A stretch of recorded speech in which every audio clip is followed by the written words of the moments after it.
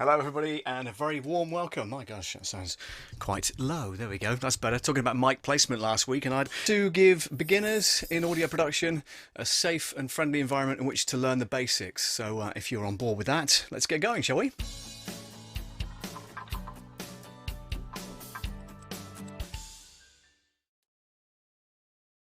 Ba-dum. There we go. Excellent. Hi to Shalalala Productions in the house, all the way from Boston. I think it's Boston. I'm pretty sure it's Boston. He's going to correct me, isn't he? So hello to Robert Lee from Shalalala Productions. Hang on. I know what's missing. The specs. The X-ray specs. There you go. That's better. And yeah, I've got a branded T-shirt on, but it's the old logo. It's the old Love Audio logo. So listen, tonight we're going to be talking about community radio stations and whether we feel that they can fill the gap left by stations that have been acquired by very large groups of broadcasters here in the UK. So without further ado, we'll get things moving. Just wait for some more people to come into the room. We've got a couple of guests on tonight. We'll be talking to Peter Phillips from V2 Radio. Now, due to the COVID-19 crisis and also the fact that he was busy doing another meeting tonight, it's going to be pre-recorded. So you'll see a pre-recorded video of the interview that I did with Peter a couple of days ago. So that's coming up very shortly for you. We're also going to be talking to Dan Woodward, who's been a member of a number of radio stations over the years, and we'll be talking about how he got started in community radio and what kind of things he's doing now. And we'll be hearing all about that a little later on. Hi to Whit Profit. Whit's in the house from Canada. Very nice of you to join us. Thank you very much indeed, Whit. Great to have you along. Shalalala Production says, yeah, indeed, no corrections. Brilliant. So yeah, I got the Boston thing right, which is really cool. Dan's in Swindon, and he'll be joining us, as I say, a little bit later on. So what I'm going to do is play you this pre-recorded interview that I did with Peter Phillips. Now, just a bit of background. Peter and I used to work together at Spirit FM in Chichester in West Sussex, covering the Sussex area, the West Sussex area, down on the south coast of the UK. If you're not familiar with it, then that's exactly where that is. And I was on the breakfast show there. Peter was doing production, as you'll hear in the interview as well. I think without further ado, let's hand it over to Peter. And this is the interview that I did a couple of days ago, so it is pre-recorded. As more and more independent radio stations are being absorbed by the bigger broadcasting organisations in this country, it's nice to find some community radio stations that are looking to fill that gap. And it's my great pleasure to welcome onto the programme this evening, Peter Phillips. Hello, Peter. Hi, Paul. Good to be here. And you're from V2 Radio. Now, just tell us a little bit about V2 Radio and what's coming in the future. I know it's not launched yet, but you're looking to get that started. Tell us some more. Sure. Well, V2 Radio is a radio station based in Chichester in West Sussex in the south coast of England. And we're here to fill a gap that's been created. The station that I used to work at, called Spirit FM, was recently acquired by a German media company called Bauer. They acquired Spirit FM along with 40 other radio stations across the UK and stripped out the local content to put in a networked national programme on those transmitters. So V2 Radio has been set up to launch a new radio station for West Sussex to fill that gap for proper local radio in the area. And what is it you hope to bring to the area? I know that you're very keen to make sure that the local community is served very well. So what does that involve?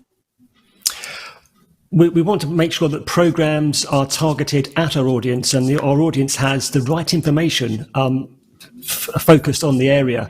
So being a locally focused based radio station, we're able to be on the ground and we're able to support our local community not only with local news, but with local travel, weather, and community events as well. And one of the key things that V2 Radio is setting up is something called the V2 Community Chest. So we're putting some of our profits from the radio station back into a community chest so that local organisations, charities, and community groups can apply for grants from the V2 Radio Community Chest, so we can really have ourselves rooted in the community.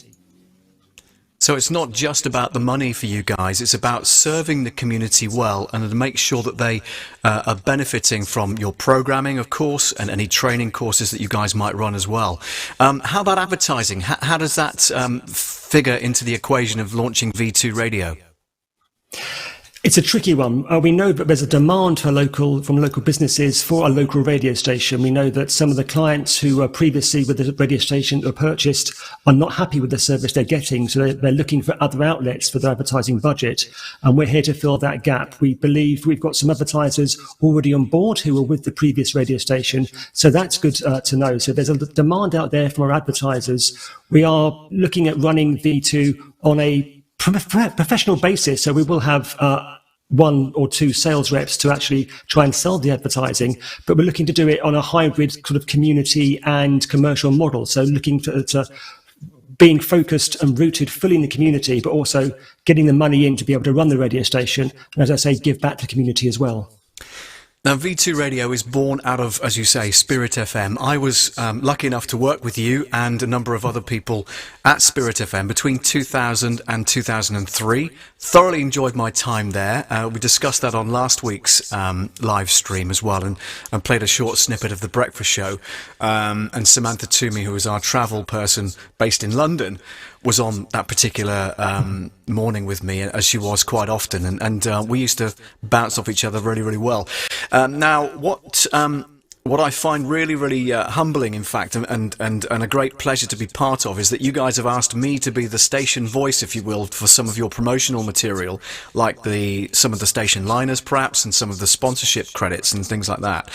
So thanks very much indeed for involving me in that. You've also got a female voiceover artist alongside me, so we're kind of doing bits and pieces together. Are you producing all of that kind of stuff? I am. So my role with V2, as well as being presenter, I am the station producer. So you'll know, Paul, that way back in the day at Spirit FM, I was the in-house producer.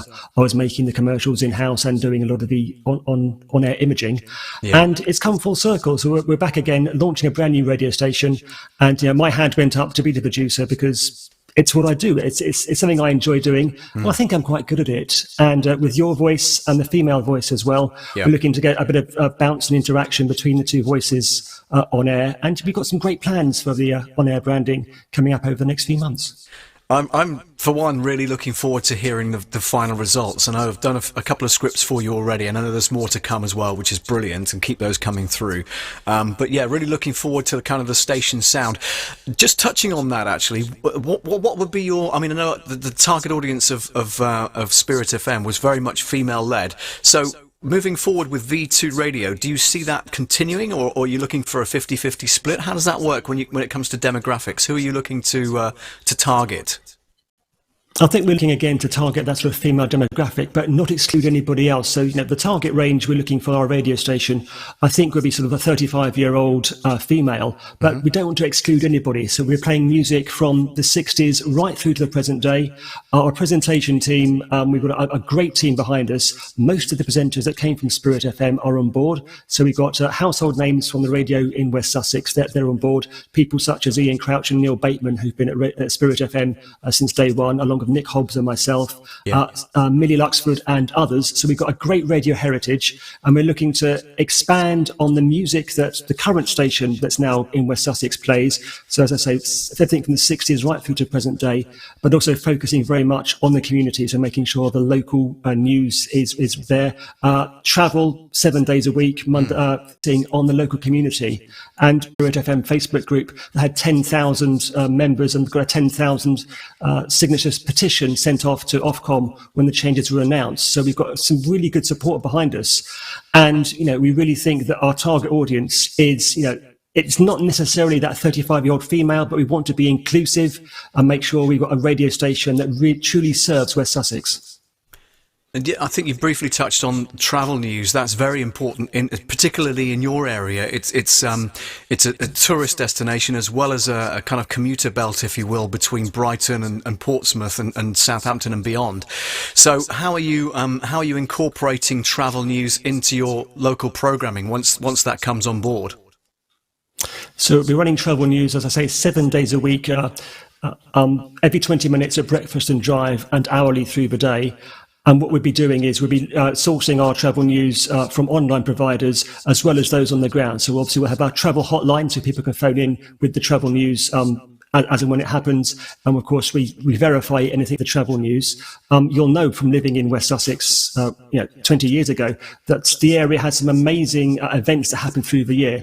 In a normal year, obviously not this year, but in a normal year, things such as the Goodwood Festival of Speed and the revival at the Goodwood Motor Circuit, they draw in tens of thousands of people to the county on a couple of weekends through the summer. And the roads in West Sussex get absolutely gridlocked when that happens. Also, when it's sunny, the roads down to the Witterings and Bognor Regis, they get absolutely jammed. And without that constant updated travel news, people just don't know how to get around the jam. So that's just up-to-date travel news to the county. And don't forget to mention Selzy Bill in the famous Madness song that was about driving in my car. They mentioned Selzy Bill, don't they? Happy to do, yes.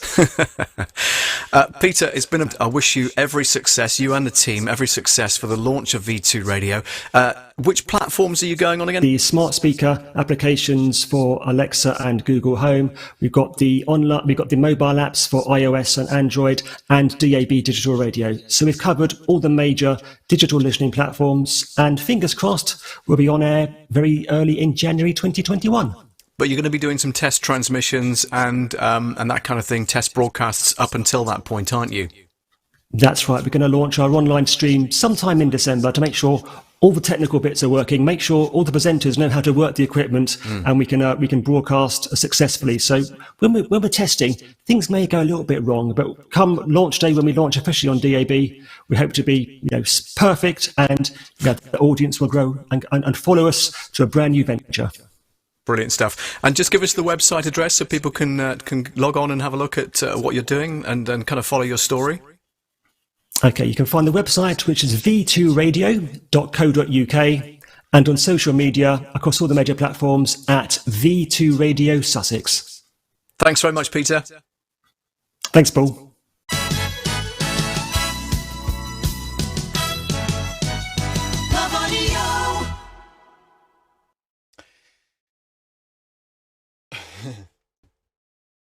Excellent stuff. So that was pre-recorded a couple of days ago with Peter. So thank you very much indeed for joining us, Peter, on that particular interview. And glad to hear that everything at V2 Radio is moving forward in the right direction. I'm going to just say hi to some people as well that have just jumped into the room. So I want to say hello to Simon McNeil Ritchie. Simon joins us from Radio Bath. They launched 10 days ago to provide local content to the city of Bath and West Wiltshire. So a real pleasure to have you on the stream, Simon. Thank you so much for joining us. Tonight's subject really is kind of, and I've titled it A New Dawn for Community Radio. Can these new stations that are coming along, like yourselves, Simon, and others, fill the gap that independent radio stations were kind of serving the local community really, really well, of course, up until the time that they were taken over by a very large group or groups. So, if you have, just drop a yes or a no in the comments if you can. Have you, or are you still a member of a community radio station? Just drop a hashtag yes in the comments for me. I'd love to see how many people we've got in tonight that have that particular skill set with them, of course. For me personally, I've been in the broadcasting industry for 30-something years. I don't want to count too many really, because I'll be 55 in January. But, I started off at hospital radio in Taunton in Somerset. And I really found that as a massive grounding and a really good way of building skills for broadcasting. So hospital radio is a fantastic way of starting off in broadcasting if you've never done it before and you want to help out the community and you want to help those people that are in hospital. They want to listen to a radio station, of course, and providing we're allowed to socially distance, of course. So hospital radio is a really good grounding, and that for me was kind of the catalyst. I've always wanted to be a radio presenter since I was about 11. Used to mess around with stuff in my room at home, pretending to be a teen sound radio, which was, I'm based in Timoth in Devon, and I called it Teen Sound Radio. I even had, this is going to sound really ridiculous, but I had a Papermate pen, and it used to sit into a holder which was in the shape of a mouse, and I used to use that as my mascot. for the station. How ridiculous is that? But you know what? It managed to, manifest itself later on, of course, in the hospital radio scene. And I've been a mobile DJ for years anyway, so that kind of helped as well. And then moved into commercial radio. In 1989, partway through 1989, I heard a rumor that that Orchard FM in Somerset was starting up, and I managed to be there at the beginning of that. Simon, you'll know this very well, of course, because one of your founders is the one and only Mr. Dave Mason, and he was doing drive time. I was doing the evening show when I was doing drive time at Orchard FM. So we kind of moved along together. I was there for 5 years, and I know Dave was there a lot longer than that. But and then has now obviously started up Radio Bath, which is amazing. So they're a community profit organisation, which is slightly different, and a bit like the V2 aspect where Peter was talking about earlier. The fact that they are allowed to make an inverted commas profit, but they're ploughing the profit back into the community by having this war chest kind of thing that people can apply for grants for and things like that. And I'm assuming that Simon, you'll probably correct me if I'm wrong, but I'm assuming that the similar sort of thing is happening with Radio Bath, in that you're going to have this pot of money that's derived from either sponsorship or advertising, or just literally fundraising out there on the streets, and then plough that back into the community by having something similar where people can apply for grants and things. I don't know, maybe you'll correct me if I'm wrong, and maybe it's a slightly different approach. But these new stations that are coming on board, they tend to be run by former commercial radio station presenters. Now, that's not always the case, of course. And community radio stations rely very, very strongly on volunteers. So it's always nice to hear of stations that are coming along, because that also opens it up to those that want to be in broadcasting but are not quite sure how to go about it, or they'd like some training and all that kind of thing. And some of the radio stations are very good at bringing that kind of training aspect to newcomers to the industry as well, which is really cool. Now, I know that we're buffering, so my sincere apologies. The internet speed here is awful, so if you are experiencing buffering at your end, it is my end that's causing it, not yours. So again, my sincere apologies for that. Now, I mentioned that we'd have a second guest on with us this evening, and it is my great pleasure to welcome onto the stream this evening Mr. Dan Woodward. Hello, Dan. How are you doing? Good evening, Paul, and can I just say that after watching your live stream from the very beginning, it is great to finally be here as a guest on your channel. So thank you for inviting me. You're going to make me blush. Look, see, I'm getting really hot now, but it's hot in here anyway, to be fair. But listen, thank you so much for coming on board, and I know that but a bit like me, really, you've been in hospital radio, you've been in community radio stations. Just give us a little bit of a flavour of where it kind of started for you. How did that passion in radio start, and how did you fulfil that moving forward? So my first ever radio show was done in 2008, and that was on a hospital radio station in Cirencester, which is in Gloucestershire. And that was just really presenting a music-based programme at the weekend. And I thought to myself, this is something that I'd like to pursue longer term. So a year later, in 2009, I started to present a programme on the local community radio station in Swindon. And I got involved with that one because it was through a theatre group that I was involved with. They had a team of presenters who were on a rota basis, and they were doing a programme every weekend, and they said, we need somebody to sit in when a member goes off ill or on holiday. Dan, what do you think about taking part in that? Yes, please. So I said, yeah, why not? Done a little bit of radio in the past, so let's see how that works out. So I went along and did a couple of weekends. That lasted for 6 months.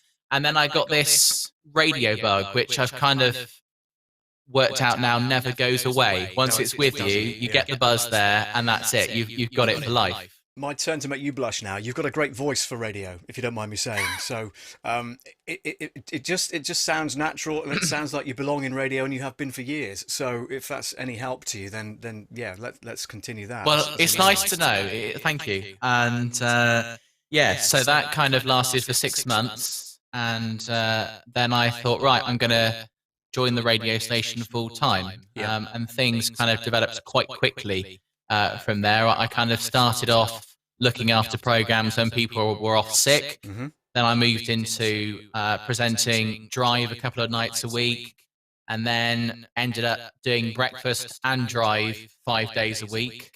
And then ended up looking after the technical perspectives of the radio station. Yeah. So transmitters and production suites and studios and bits and pieces like that.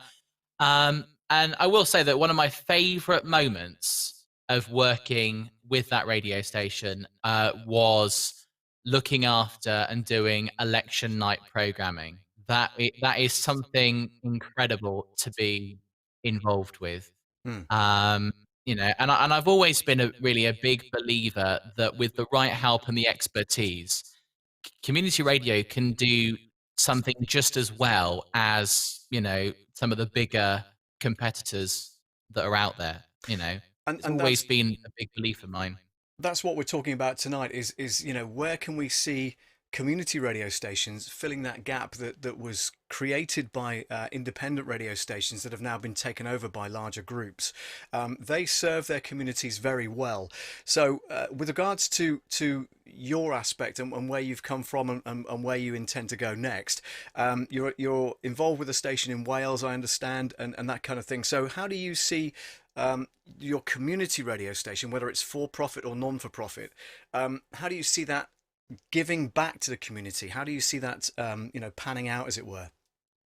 I think, to be honest, coronavirus has really brought to light community radio in its element, to be honest with you, because community radio has been there providing local information, all of the up to date stuff from World Health Organization and things like that, but also supporting people and helping people through, who have been isolating or haven't been able to go out or have been on their own and don't have any family or things like that they can talk to. Mm. And I think, this is where community radio is going, and the big gap that has been left by the commercial stations that have now been bought out by Bauer, and there was the rebrand from global, regionally, and getting rid of local radio stations. Mm. This is really truly the opportunity for community radio to go, we are your local, your truly local point for turning to. Do you know what I mean? So that, you come to us for local news and weather and travel. It is the way forward. And really, I've seen community radio change, because when I joined community radio, first of all, it kind of ran like the early days of how BBC local radio used to run, in my opinion. Okay. But now they seem to be adopting kind of old ILR modules of how that was ran. So it's quite interesting to see how things are developing. Well, it's interesting you say that, because when I first joined Orchard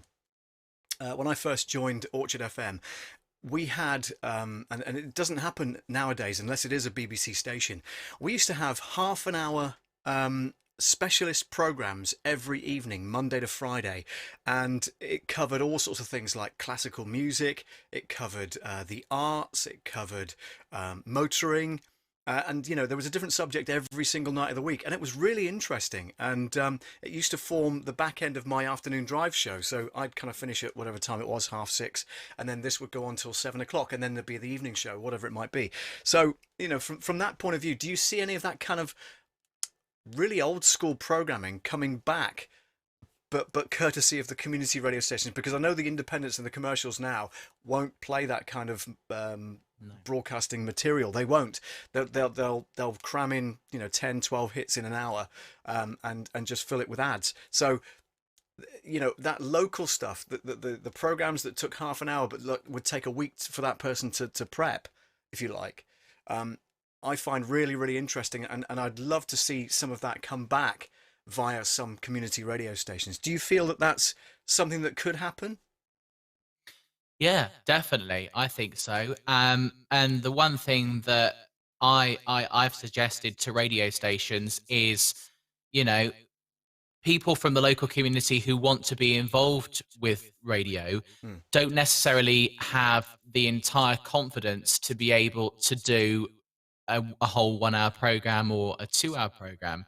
So, giving them the opportunity to have half an hour or 15 minutes, of an evening Yeah.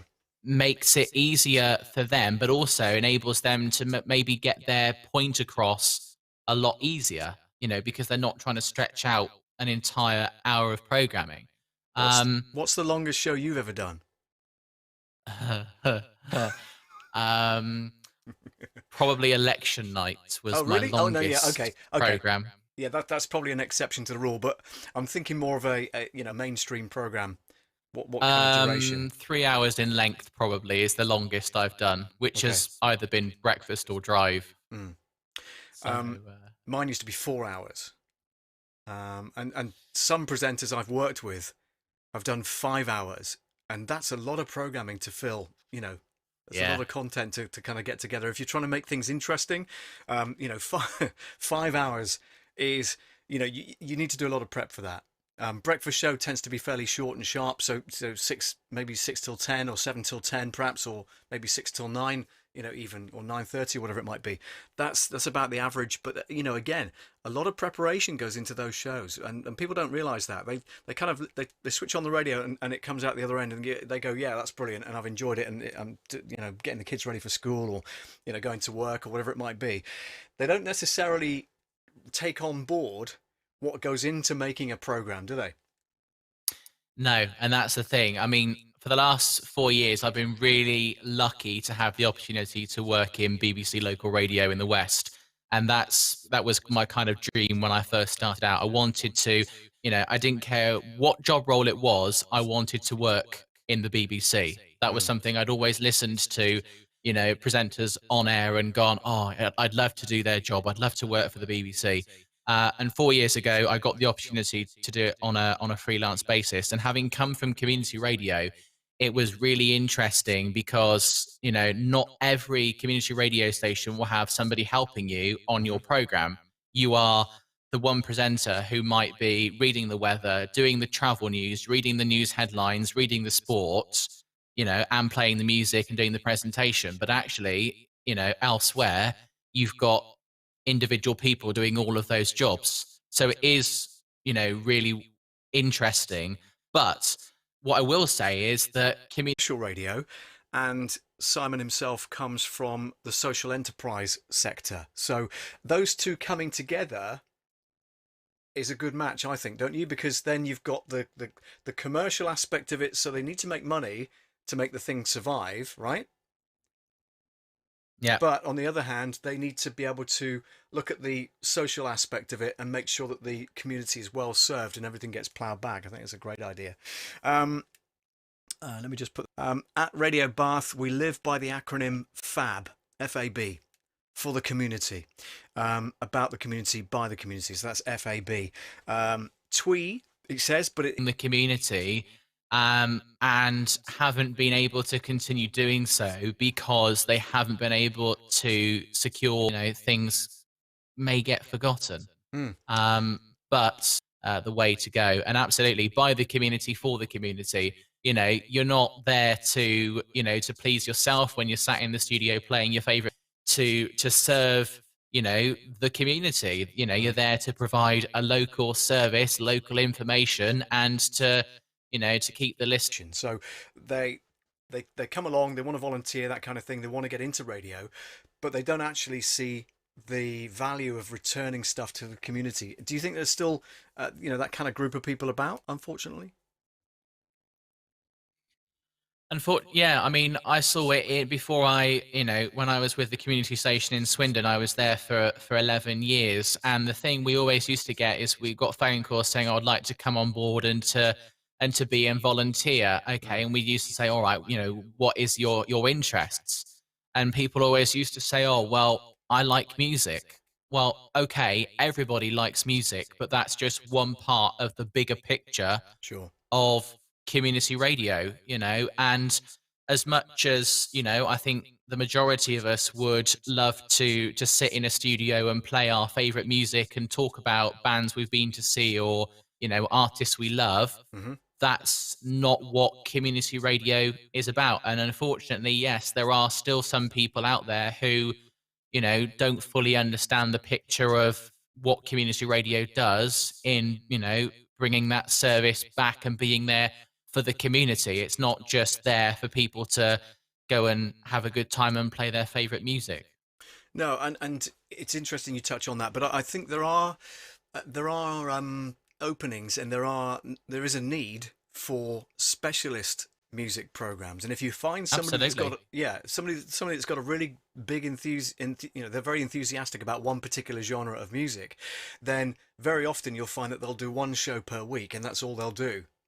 And that's Yeah. great because they've got that real strong passion about that music. It may be rock and roll, it may be soul and R&B, it may be 1960s, 1950s, 1970s, 80s, whatever it might be. And they'll do one show per week, and then they'll clear off, and you never see them again for another week. So I think that's a shame, because they can still be involved in the radio station, providing they've got time to do it, of course. And we have to bear in mind that there are only a few people at these community radio stations that are salaried.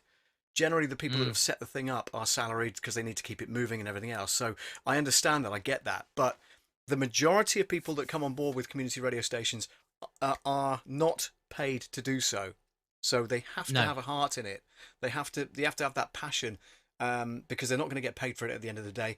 And if they can't commit to a certain amount of hours per week as a volunteer, then basically they're better off not doing it at all, aren't they? Yeah, and that's the thing, absolutely. The specialist music shows are, something that I feel, fits in really well once a week, Hmm.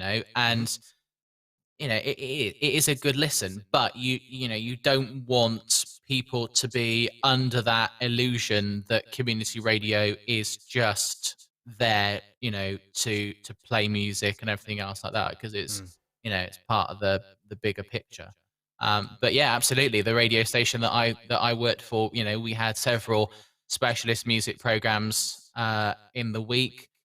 We had an ex-commercial jock who did a country program, who's won awards for his programs. We had a Memphis program, a Motown program, a jazz program, Wow. and it's all about catering for those different, it's all about catering for your audience, because there will be people who will be tuning in and go, okay, I'm not necessarily a fan of this kind of music, but Hmm. actually, I really like the sound of, the jazz program on a Saturday night, or I really kind of like slow, mellow songs, so I'll listen on a Sunday evening. Yeah. All of those things add up to the community radio offer, I, because t- it's catering for the audience. I tell you what is annoying, and that's and that's if you have somebody on that says, I'm going to produce, let's say for instance it's a soul show, okay, Yeah. and they run this trailer which is about 40 seconds too long, right? And they run this trailer going, hi, it's Joe Blogs, join me for 4 decades of soul music. I'm here every third Monday of the month. When you think, well, hang on a minute, I can't be bothered to go and look at my calendar and find out which Monday you're on. If you can't do it regularly, then don't do it at all. Unless you're going to do it as a downloadable podcast or something like that that people can listen to at their own speed, right?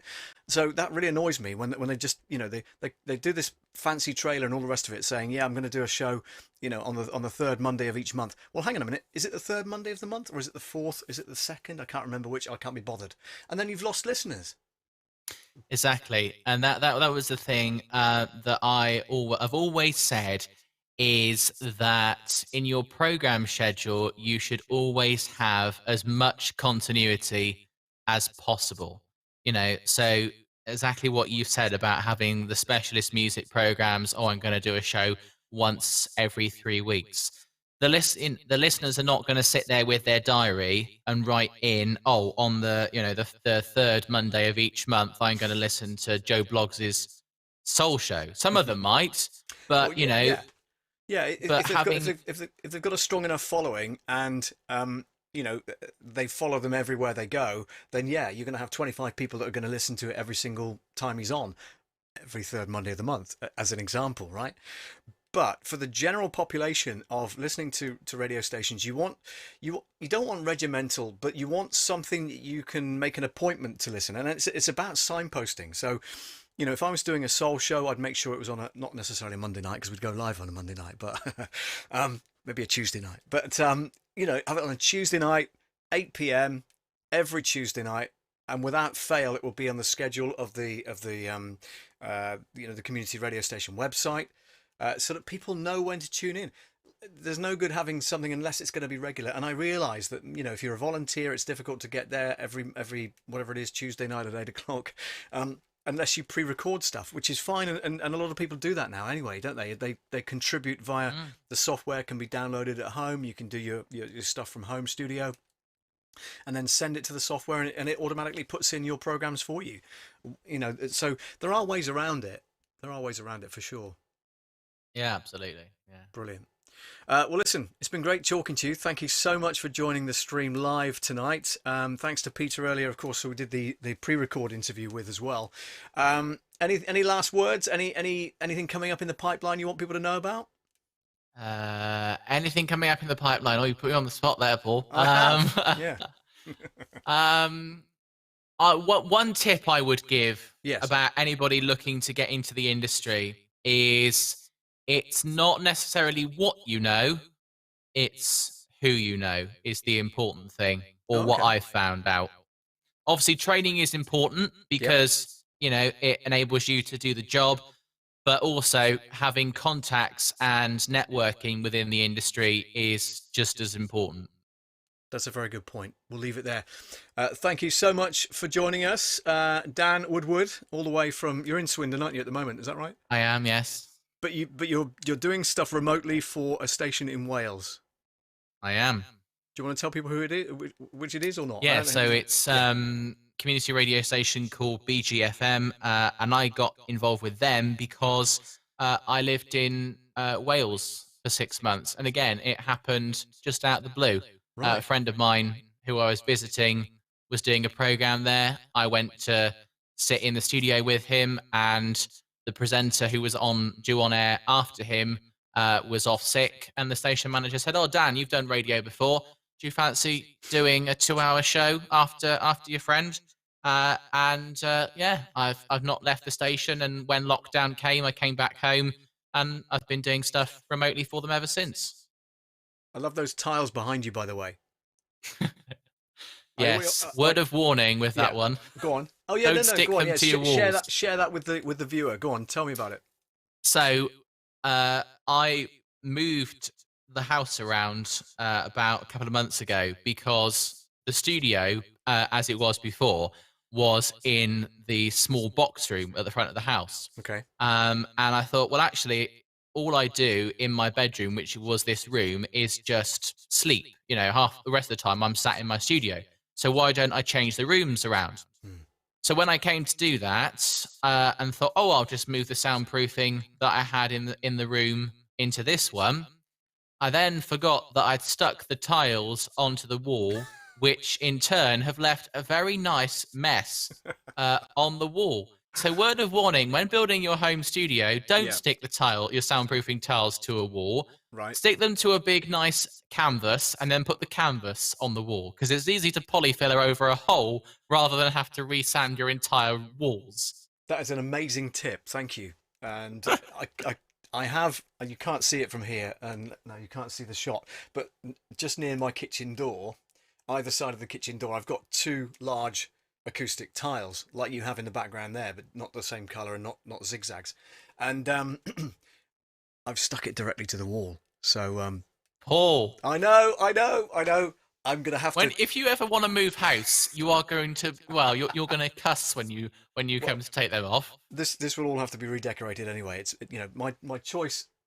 In fact, I just realised my lights aren't on at the back. But my choice of colour was this kind of cross between a sea green and a pale blue. So it's quite a nice kind of colour.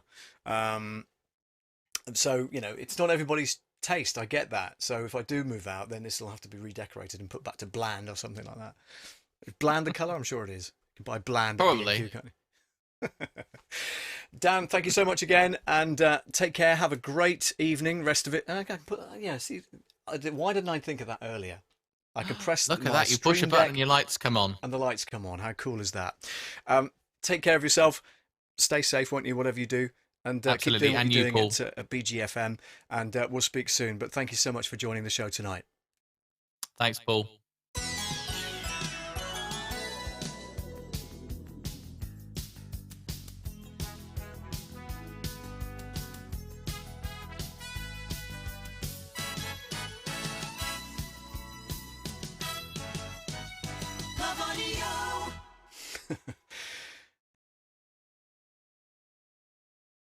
Back to me. Where are you? For goodness sake. There we are. Right. Okay. Back to me. Superb stuff. So thank you so much, Dan Woodward, for joining me from BGFM. And as I say, also Peter Phillips from V2 Radio. Just two community radio stations that are looking to fill the gap left by small independents, maybe that have been snapped up by the larger conglomerates that we hear about. Just want to say hi to Simon McNeil Rich. He's been listening. So great tips, guys. Thank you so much for joining the stream tonight, Simon. Make sure you click the subscribe button if you've not already done so. We'd love to see you over there, so make sure you subscribe. And if you click the bell, that will remind you of when I upload new videos, so you'll get reminded about that. And I don't post loads and loads per week. It's always once a week on a Monday night at 8 o'clock, and you'll see that on the main screen each week when I upload the stream. But from time to time, I'll also put up videos now and again during the week that cover different audio production tips, which is obviously what the whole station, listen to me, talking about radio stations, the whole channel is about here at Love Audio Production. So yeah, thank you so much. Tom joined a little earlier on, so there was an echo. I do believe I hopefully corrected that, so there wasn't too much of an echo coming back from Dan's interview. So fingers crossed about that. Just want to put some comments up that came in during our interview. So Simon says at Radio Bath, we live by the acronym FAB. That's for the community, about the community, and by the community. Encapsulating our approach, yeah, it says twee, but encapsulates the approach, which is amazing stuff. Colin Leslie has popped on. Colin Leslie is a top DJ from the Southwest and is joining the stream, maybe for the first time. Colin, good to see you if it is. Thank you so much for joining the stream. Hope you've enjoyed it so far, if you've been listening all the way through, which is pretty cool. If not, you'll be able to catch the replay. It's normally uploaded about 24 hours later. So if you want to watch the replay, you can do, of course. But we're live here every Monday night on YouTube at 8 p.m. All right, what else have we got here? Let's have a look. That's pretty much it. We don't have, and it's my fault for not getting it ready for you, we don't have one of these tonight. It's the jingle of the week.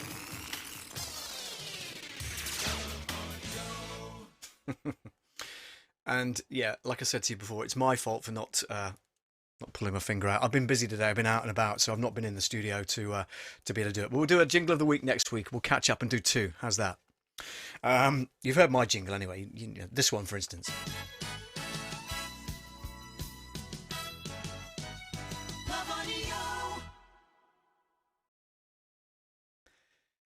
Adrian Goff is in the house. You can't see that. Why can't you see that? Adrian, your name's not coming up on there. I don't know why. Let me just have a look and see if I can correct that. Hang on. It just says hi. Okay, that's interesting. Adrian, hello to you. Thank you very much for joining the stream. I take it it's your first time here as well. Thank you so much for joining. And Simon earlier on says, Dave Mason says hello. I used to work with Dave at Orchard FM, and he's now launched Radio Bath. Bath Radio? Radio Bath? Yeah, Radio Bath. That's right. Got to get it the right way around. So tonight's streams have been all about community radio stations. How do you see them, filling that gap, if you will, that the commercial stations may have left behind if they've been taken over recently. So that's pretty cool. Adrian says, Dan Woodward's a great chap to know. He was the first chap I met up with when I went into radio itself. So brilliant. Thank you so much for that comment. Adrian, he'll be pleased to see that. I think he's still on the stream, actually. Let me have a look, see if he's still there. Maybe he is. Yes, he is. Well, I think he is. It looks like a still picture, but let's have a look. Is he still there? I'm going to do this. I'm going to sneakily. He's still there? No, he's gone. Okay. All right. Listen, fair enough. That's fine. But no, thank you so much for the for the comment. It's much appreciated. I'm sure Dan will watch the replay and catch that comment from you as well.